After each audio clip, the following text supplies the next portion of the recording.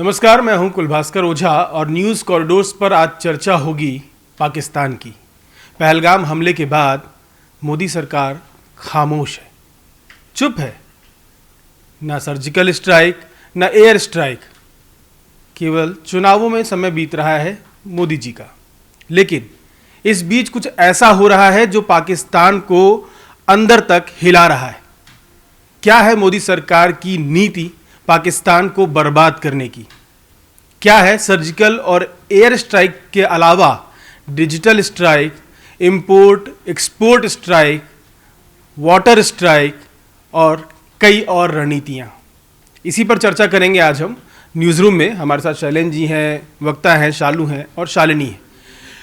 क्या पाकिस्तान को बर्बाद करने का मोदी सरकार ने कुछ नया प्लान बनाया है? क्या युद्ध, सीधे युद्ध से बचने की जगह पाकिस्तान को गृह युद्ध में झोंकने के लिए मोदी सरकार प्लान तैयार कर चुकी है? शैलेंद्र जी, आज खबर आई कि भारत ने पाकिस्तान से हर तरह का इंपोर्ट एक्सपोर्ट आज की डेट से, अभी की डेट से बंद कर दिया। पहले वाटर स्ट्राइक, सिंधु जल समझौता बंद किया, रद्द किया। फिर डिजिटल स्ट्राइक, पाकिस्तान के चैनल्स को भारत में बैन कर दिया। अब इंपोर्ट एक्सपोर्ट बैन हो गया।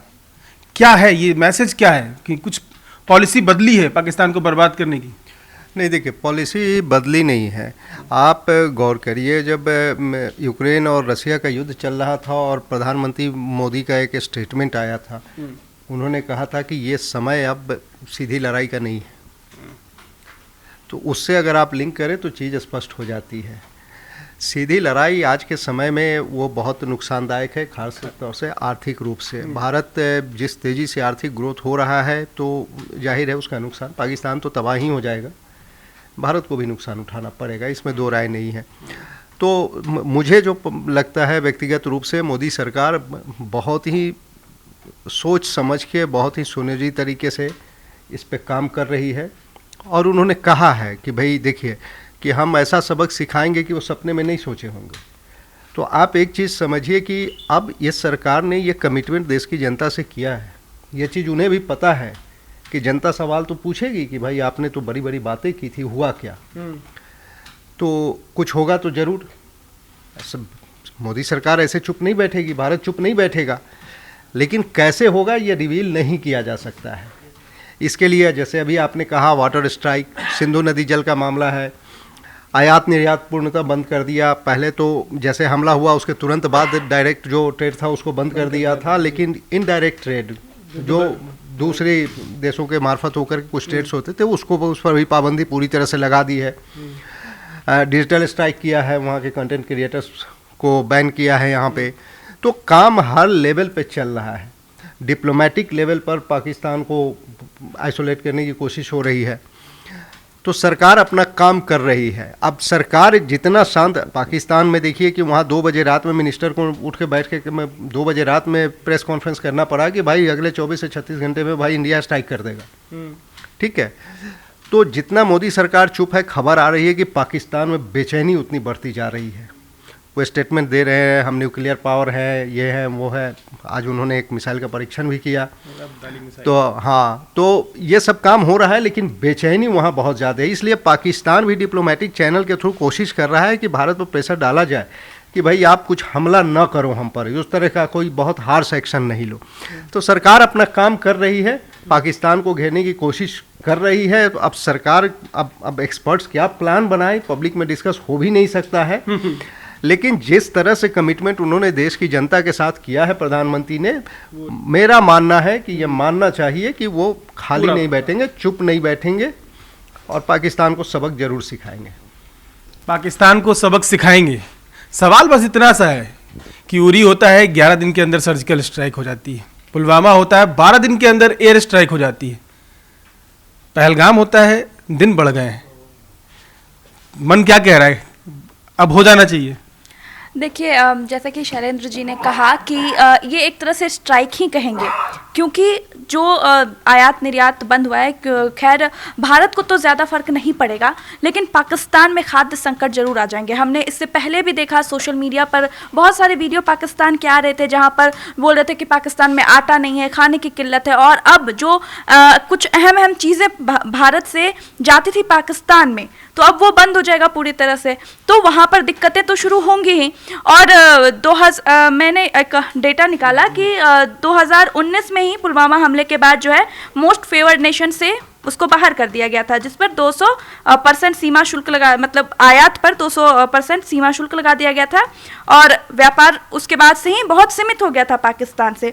2023 और 24 में भारत ने पाकिस्तान को 1.18 अरब डॉलर का निर्यात किया, जबकि आयात केवल 2.88 मिलियन डॉलर था।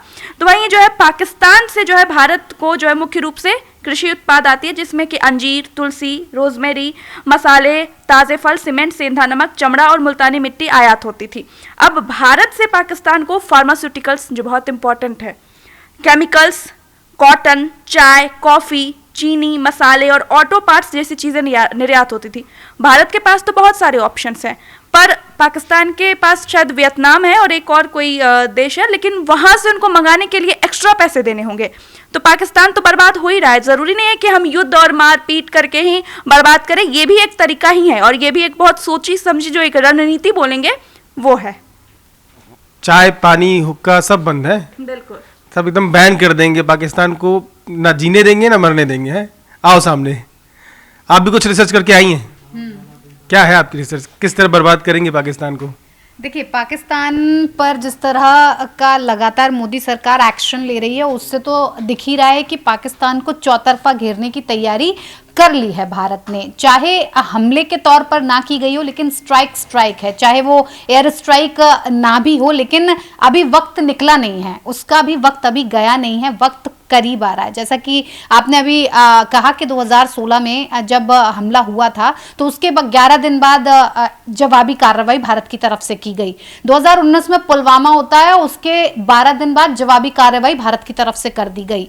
तो अब लग रहा है कि जब पहलगांव घटना सामने आई है, तो जवाबी कार्रवाई तो की जा रही है धीरे धीरे, लेकिन 13 दिन तक इंतजार तो नहीं करती भारत सरकार, इसलिए छोटे छोटे कदम तो उठाना शुरू अभी से कर दिया है। लेकिन ऐसा लगता है कि 12 दिन के बाद आता 13वां ही दिन है, क्या होगा 13वें दिन? शायद स्ट्राइक होगी, या फिर धीरे धीरे, कहते हैं कि किसी को तड़पा तड़पा कर मारने में ज्यादा सुकून मिलता है, तो धीरे धीरे पहले स्ट्राइक, उसके बाद वीजा को लेकर एक्शन हुआ, पहले पानी बंद किया, फिर अब आयात निर्यात पर पूरी तरह से बैन लगा दिया गया है, जो कि बहुत ज्यादा मुसीबत पाकिस्तान के लिए इसलिए भी कर सकता है क्योंकि जो दवाइयां हैं वो भारत में कई ऐसी कंपनीज है जो खुद ही दवाई का मैन्युफैक्चर करती हैं, तो हमें तो ज्यादा दिक्कत परेशानी होगी नहीं। लेकिन पाकिस्तान को इस मुसीबत में कहीं ना कहीं दवाइयां सबसे बड़ी वो चीज हो जाती है, जब हर किसी को दवाई की जरूरत होता है। हर किसी के घर में बुजुर्ग लोग रहते हैं जिनको इंजेक्शन से लेकर तमाम ऐसी चीजें होती हैं जिसकी जरूरत पड़ती है। इस पर जवाबी कार्रवाई करके भारत ने एक तरह से आर्थिक तौर पर तो पाकिस्तान की कमर तोड़ने की कोशिश की है, लेकिन दूसरी जगह जनता जिस तरह से इन सब चीजों के घेरे में आ रही है, वो भी पाकिस्तान के लिए एक बड़ी चुनौती साबित होगा। बड़ी चुनौती है पाकिस्तान के लिए। हम तो चाहते हैं कि वो देश या तो सुधर जाए या तो देश ही ना रहे, लेकिन सुधारना मोदी जी को आता है। शालिनी है हमारे साथ, मोदी जी भी बहुत रिसर्च कर रही हैं ये पिछले 4-5 दिन से।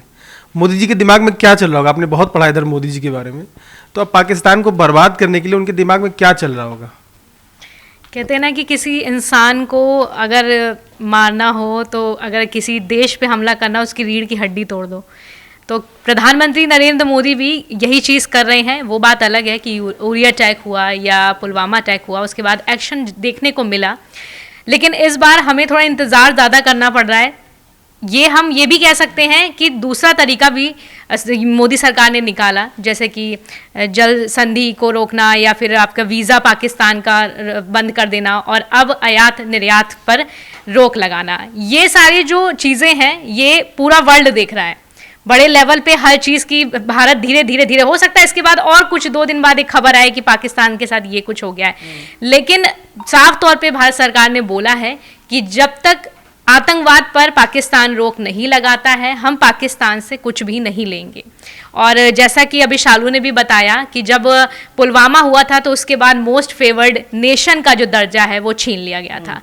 मैं आपको बता दूं कि पाकिस्तान भारत में कई बड़ी चीज़ों पर निर्भर है, और अब अगर इस तरीके से आयात उसका बंद होता है तो उसको बाहर के देश से सामान खरीदना पड़ेगा, जो उसके लिए बहुत महंगा पड़ेगा। जैसे कि दवाइयाँ 30 से 40% कच्चा माल दवाई का पाकिस्तान को निर्यात होता था, जो अब बंद हुआ। इसके अलावा आपका कपास, कॉटन, ये सब के कपड़ों का उसको कच्चा माल नहीं मिलेगा। और साथ बताऊं तो मशीनरी के जो पार्ट्स होते हैं वो उसके लिए अब आयात उसका बंद हो गया है। इसके साथ सीमेंट, ड्राई फ्रूट्स। मैं कल एक खबर बना रही थी तो तब मैंने पढ़ा था कि महाराष्ट्र के कोलार में जो किसान हैं उन्होंने टमाटर का बंद कर दिया है पाकिस्तान को भेजने से। तो अब टमाटर और प्याज के लिए भी पाकिस्तान भारत पे बहुत बड़े लेवल पे निर्भर था, वो भी बंद हो गया। तो अब चिकन चंगेजी बनना उनके लिए मुश्किल हो जाएगा, क्योंकि अब कहाँ से बनाएंगे जब प्याज टमाटर ही नहीं मिलेगा। तो इस तरीके से मोदी सरकार का जो फैसला है 2 मई 2025 को लिया गया है, बड़ा फैसला है। आयात पे रोक लगाना, निर्यात पे रोक लगाना, तड़पा तड़पा के पाकिस्तान की रीढ़ की हड्डी सरकार तोड़ रही है। अभी भी आप लोग सुधर जाएंगे तो बेहतर है, नहीं तो आपने तो कोई कसर छोड़ी नहीं है। समझ गए यार, पानी बंद हो गया तुम्हारा, खाना भी बंद ही कर दिया, चाय बंद कर दी, सब तो बंद कर दिया। अब क्या बचेगा वो तो बात की बात है। लेकिन अब एक थोड़ी सीरियस नोट पे एक बात करते हैं कि जब इंटरनेशनल लेवल पे पाकिस्तान को घेरा जा रहा है तो अमेरिका भारत के साथ खड़ा है, साफ साफ एकदम साफ साफ संदेश देता है। इसी बीच में बिलावल भुट्टो का एक बयान आता है। अमेरिका खड़ा हमारे साथ है, लेकिन भुट्टो कहते हैं अमेरिका के लिए हम 30 साल से आतंकवाद को पाल रहे हैं, 30-40 साल आज़ादी के बाद से। चाइना उनके समर्थन में आ जाता है। अब मोदी सरकार इधर लगी है कि फिर से FATF की ग्रे लिस्ट में डलवा दें, वर्ल्ड बैंक से बैन लगवा दें, उनको फंड ना मिले, क्योंकि वो कर्जे पर ही जी रहे हैं। अभी भी उनके पास जो पैसा है देश चलाने के लिए वो कर्जा है जो अलग अलग जगह से मिला है। अगर ये कर्जा नहीं मिलेगा, देशों का सपोर्ट खत्म हो जाएगा, तो पाकिस्तान का क्या होगा? और अगर मिलता रहा तो क्या होगा? नहीं, देखिए, पाकिस्तान, भारत सरकार कोशिश कर रही है, लेकिन अभी देखिए आज भी एक यूरोपियन यूनियन की तरफ से एक स्टेटमेंट आया है, बड़ी आलोचना हो रही है इंडिया में। अमेरिका ने भारत को तो ये कहा है कि भाई जो अपराधी है उसको तो सज़ा दो, लेकिन साथ में ये भी कहा है कि भाई संयम बरतो। खुल के कोई नहीं आ रहा है अभी, ठीक है, उनके अपने हित हैं। यूरोपियन यूनियन का एक बयान आया, उन्होंने यही बात कही है कि भाई संघर्ष को टालने की बात कही है। लोग उनके पुराने बयान याद दिला रहे हैं जो उन्होंने रसिया यूक्रेन के कॉन्टेक्स्ट में कही थी, ठीक है। तो वो तो ठीक है, भारत डिप्लोमेटिक लेवल पे काम कर रही है और FATF की ग्रे लिस्ट में अभी भी शामिल है, लगातार कोशिश कर रहा है कि निकले, लेकिन ऐसा लगता नहीं है कि उसे सफलता मिलेगी। लेकिन भारत सरकार अपने लेवल पे कोशिश कर रही है। पाकिस्तान के लिए सबसे बड़ी चुनौती आर्थिक चुनौती है। अंदरूनी कलह से पाकिस्तान बुरी तरह जूझ रहा है। उधर बलूचिस्तान में, उधर पश्तून हैं, उधर तालिबान हैं, और उधर POK में भी अनरेस्ट चल रहा है। तो पाकिस्तान घरेलू फ्रंट पर भी बुरी तरह से उलझा हुआ है, आर्थिक मोर्चे पर बुरी तरह से फंसा हुआ है। तो पाकिस्तान की असल चिंता यही है कि भारत सीधा स्ट्राइक ना भी करे। सीधा स्ट्राइक का डर दिखा करके तो वो लोगों को, अभी जो लोगों में नाराज़गी है, अब वहाँ आवाज़ उठने लगी है। पाकिस्तान में मुनीर के वहाँ के जो आर्मी चीफ हैं उनके इस्तीफे की मांग भी ट्रेंड करने लगी है। तो उनको ये चीज़ मालूम है, भारत का डर दिखा करके वो लोगों को समेटने की कोशिश कर रहे हैं। भारत डिप्लोमेटिक लेवल पर जो भी कर सकता है पाकिस्तान पर शिकंजा कसने के लिए वो कर रहा है। पाकिस्तान के लिए चुनौती बड़ी है, इसमें कोई दो राय नहीं है। अब इस पर निर्भर करता है कि अब भारत अपने लक्ष्य में कितना कामयाब होता है। पाकिस्तान की स्थिति उससे तय होगी। अच्छा, न्यूज़ रूम में है, सब लोग साथ में है। पाकिस्तान के खिलाफ एक्शन क्या होना चाहिए? अग्रेसिव मतलब युद्ध होना चाहिए, या जो हो रहा है, जो तरीका है, वो ज़्यादा सही है? मुझे लगता है सर कि पुलवामा उरी अटैक के बाद पहलगाम तक ये लोग पहुंचे हैं। जो जवाब हिंदुस्तान का होना चाहिए अब बहुत ज़्यादा खतरनाक और बहुत ज़्यादा तगड़ा जवाब होना चाहिए, ताकि वो ऐसा दोबारा ना करे। अब वो टाइम आ गया है।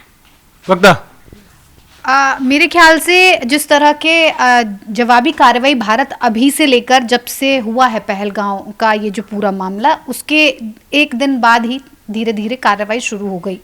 धीरे धीरे कार्रवाई हो रही है, लेकिन तगड़ी कार्रवाई हो रही है। जहां तक मेरा मानना है, मेरा सोचना है कि युद्ध की स्थिति ना बने, क्योंकि युद्ध की स्थिति बनेगी तो पाकिस्तान के पास तो कुछ है नहीं खोने के लिए। तो जिसके पास जो खोने के लिए नहीं होता है वो चाहे युद्ध में जाए या कहीं पर भी जाए, कोई फर्क नहीं पड़ता है।